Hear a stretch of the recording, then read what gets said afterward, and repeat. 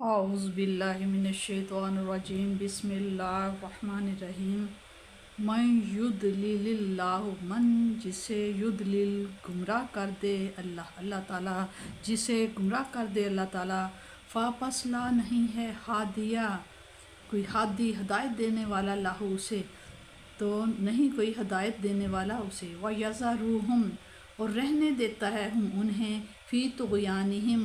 کہ اپنی گمراہی میں یعمہون بھٹکتے پھریں۔ یسألونکا یسأل سأل سے نکلا سوال کرنا، وہ سوال کرتے ہیں آپ صلی اللہ علیہ وسلم سے، آپ سے پوچھتے ہیں، دریافت کرتے ہیں ان الساعۃ ساعت ان بارے میں، متعلق ساعت قیامت کے متعلق قیامت کے بارے میں، ایانا کب مرسحہ وہ وقوع پذیر ہوگی یا آئے گی، کب قیامت آئے گی۔ کل آپ صلی اللہ علیہ وسلم فرمائیے انما بے شک علم ہا اس کا، یعنی کہ قیامت کا، اندہ پاس ہے ربی میرے رب کے پاس ہے، اس کا آپ کہیے کہ اس کا علم تو میرے رب ہی کے پاس ہے۔ لا یجلیہا لا نہیں یجلی ظاہر کرے گا ہا اسے لوقت کا اسے اپنے وقت پر، الا مگر ہوا وہ، مگر وہی ہوگا جو وقت پر اسے اللہ تعالیٰ ظاہر کرے گا۔ ثقلت یہ بہت گراں ہے، بھاری ہے وقت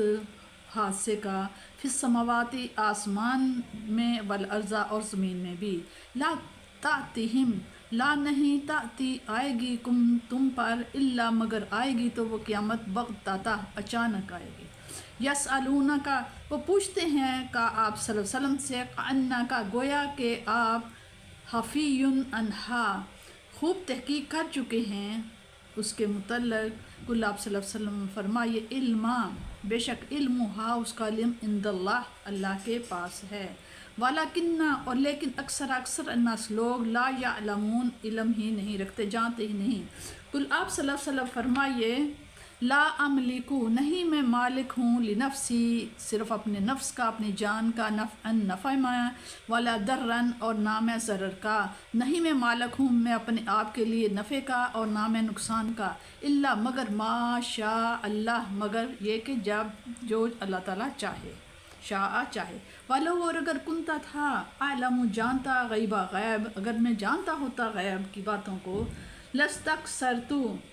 تو خود ہی بہت جمع کر لیتا من الخیری بھلائی میں سے، وما مسانی السوء اور ماں نہیں مسانی مسا کرنا پہنچنا یا چھونا، اور نہیں پہنچتی مجھے سوء کوئی بھی تکلیف، اور نہ پہنچتی مجھے کوئی تکلیف، ان کے آنا میں الا مگر ہوں تو نذیرun ڈرانے والا ہوں، وبشیرun اور خوشخبری دینے والا ہوں، اچھے کام نہ کریں تو اس سے نافرمانیوں سے ڈرانے والا ہوں، وبشیرun اور خوشخبری دینے والے ہوں، جو اچھے کام کریں گے مومن ہو گئے انہیں جنت کی بشارت دینے والا ہوں، لقوم اس قوم کے لیے یؤمنون جو ایمان لائی ہے، مومن لوگوں کو۔ روز قیامت پر ایمان اسلام کے بنیادی عقائد میں سے ہے۔ قرآن کریم نے انتہائی کوشش کی ہے کہ اپنے ماننے والوں کے دلوں میں یہ یقین راسخ کر دے کہ اس زندگی کے بعد انہیں ایک دن بارگاہ رب العزت میں پیش ہونا ہے،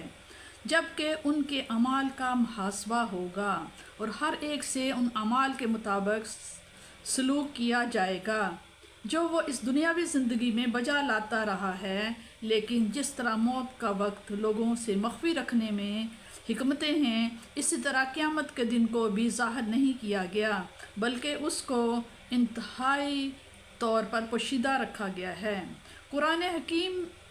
میں یہاں بھی اور اس کے علاوہ متعدد مقامات پر قیامت کے وقوع کے علم کو علم الہی کی طرف تفویض کیا گیا ہے۔ اس آیت میں ایک مرتبہ فرمایا ہے کہ اس کا علم تو صرف میرے رب کے پاس ہے، اور دوسری مرتبہ فرمایا اس کا علم تو صرف اللہ تعالیٰ کے پاس ہے۔ انہیں آیات طیبہ کے پیش نظر اکثر مفسرین نے علم وقوع قیامت کے متعلق تصریح فرمائی ہے، یعنی قیامت کا علم اللہ تعالیٰ نے اپنی ذات کے ساتھ مخصوص فرمایا ہے۔ اس آیت کریمہ حضور رحمۃ اللہ علیہ صلی اللہ تعالیٰ علیہ وسلم اپنی ذات مقدسہ سے الوہیت کی نفی فرما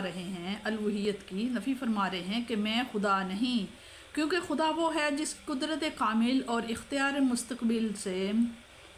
جو چاہے کر سکتا ہے، نہ کسی کام سے اسے کوئی روک سکتا ہے اور نہ اسے کسی کام پر مجبور کر سکتا ہے۔ وہ مجھ میں اختیار کامل اور قدرت مستقلہ نہیں پائی جاتی۔ میرے پاس جو کچھ ہے میرے رب کا عطیہ ہے اور میرا سارا اختیار اسی کا عنایت فرمودہ ہے۔ لا نہیں املک، میں مالک نہیں ہوں کہ کلمات سے اپنے اختیار کامل کی نفی فرمائی،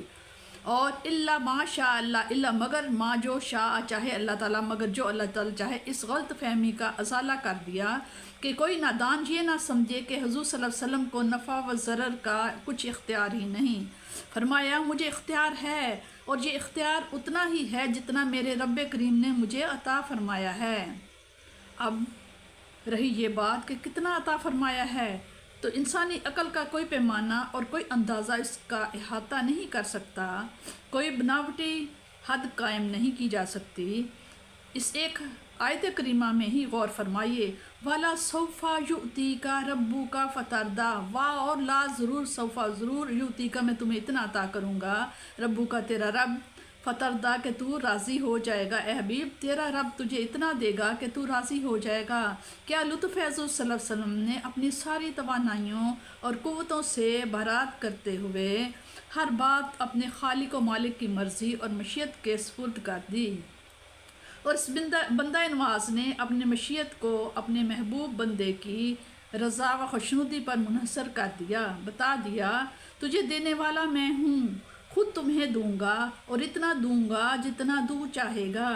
اب اس عالی ظرف آقا کی وسعت ظرف کو ملاحظہ فرمائیے۔ جب وَلَا سَوْفَ يُؤْتِيكَ رَبُّكَ فَتَرْضَىٰ کا مزدہ پہنچا تو عرض کی، اے کریم میں تو اس وقت تک راضی نہیں ہوں گا جب تک میری امت کا آخری فرد بھی جنت میں نہ پہنچ جائے۔ انصاف کرو، کیا آتش جہنم سے بچا لینا دفع ضرر بإذن اللہ نہیں؟ کیا جنت میں پہنچا دینا نفع رسانی بإذن اللہ نہیں ہے؟ اور یقیناً ہے